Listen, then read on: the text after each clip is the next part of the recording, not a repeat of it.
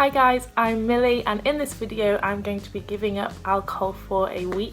I'm going to be talking a bit about the effects of alcohol on your mental health, some alternatives to alcoholic beverages, and just generally how I feel after not drinking for a week. I'm going to show you what I drink each evening and then sort of check in the morning and see how I'm feeling. As someone who struggled with their mental health at times, I'm always interested in sort of finding new ways to benefit my mental health and help myself. Alcohol is a depressant, and this is because our brains rely on specific balances and processes of chemicals, and alcohol can disturb this process. But yeah, we'll see how the week goes. So tonight I'm cooking for the family. I'm making some courgette fritters, and I've got a little squash here. They're outside having a wine, but I've just got a little blackcurrant squash.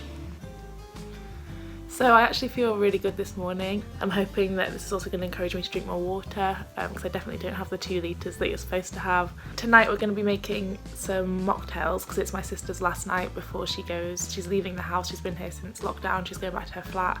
So instead of having sort of an alcoholic drink to say goodbye, we're going to make some non-alcoholic cocktails and see how they go down as an alternative. Right, so Hannah and I have made mocktails. So we've made this little virgin mojito, which is literally just mint, like crushed ice, mint and sugar together, and then you put the ice in, you put the mint in, and then just pour soda water over the top. So it's really easy. It's just a BBC recipe and it took like 5 minutes. Cheers, Han. Cheers. Cheers. So it's the morning of day 3 and yeah, I feel good again. It's not that uncommon for me to go a few days without having a drink, so it doesn't really feel that abnormal at the moment, but I am really enjoying trying new drinks, drinking more water, and it just feels like a bit of an achievement. So I forgot to film what I'd had to drink last night. I bought some elderflower pressé, which is so nice. It's like a sparkling elderflower drink, and I had that with dinner, and it was really good actually because it was like sparkling and it was sweet, so it felt like I was having a gin and tonic. I do feel a lot more refreshed and more energised, and maybe it's just kind of like a placebo effect and that I just think that I feel better, but even if that's all it is definitely doing something. So I thought I'd talk a bit as well about kind of the science behind mental health and alcohol. Organisations such as Drink Aware and the Mental Health Foundation talk a bit about it, and they say that alcohol can sort of numb or intensify existing emotions and that can make them harder to control.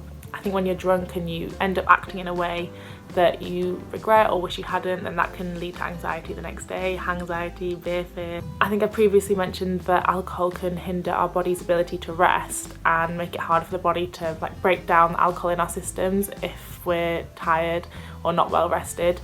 I find that when I haven't slept well or haven't had enough sleep, my resilience is lower, and then that makes my mental health worse because things get to me more than they would if I was well rested. One problem with like heavy consumption of alcohol is that it can alter the brain's chemistry, and one way which it does this is that it lowers levels of serotonin in your brain, and serotonin is also known as the happy chemical sometimes because it's basically what makes you feel happier, can contribute to your well-being. If I have a few heavy nights out or maybe one big night out, I know that in the days following I can feel less resilient and less able to deal with day-to-day things.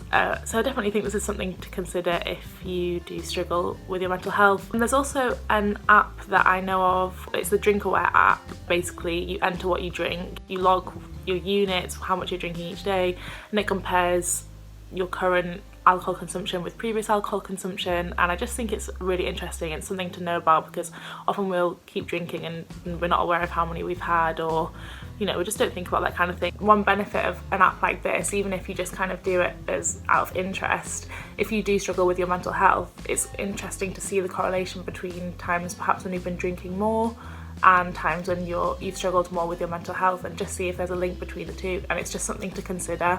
So I had an interview for a job this morning, for a summer job, which I ended up getting, and it's the kind of situation where I'd normally have a drink to celebrate. Obviously I can't, so instead I've just put my elderflower pressé in a Prosecco glass with some strawberries, and I'm having that to celebrate. So it's day 5 today, I think. So is it day 5? Yeah, day 5, and last night was definitely the hardest so far. As I mentioned, I was celebrating, We had a curry, it was Friday night, so it was kind of all things which would normally mean that I was gonna have a drink, but I didn't. And yeah, we'll just see how today goes. It's Saturday and we're having a barbecue tonight. Yeah, only a few more days, but so far so good. So it's day 6, the second to last day.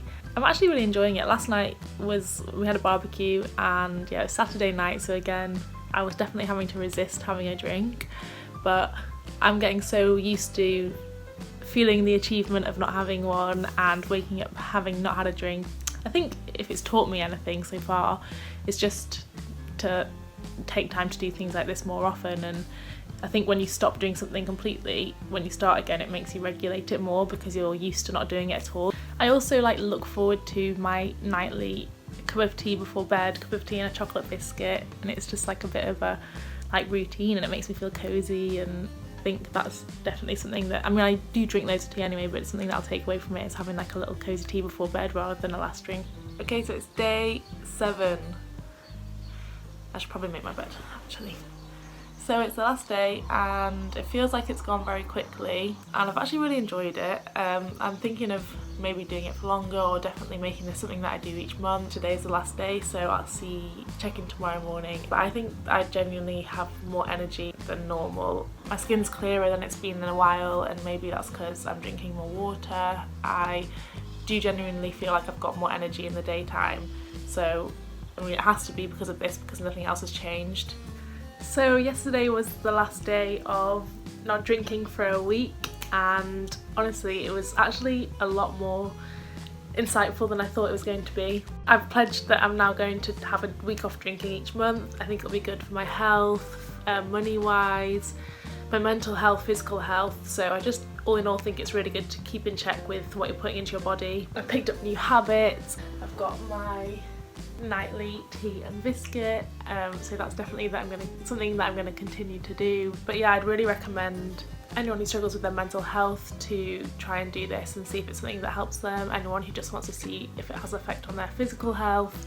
But yeah, it's been really good, so thank you very much for watching.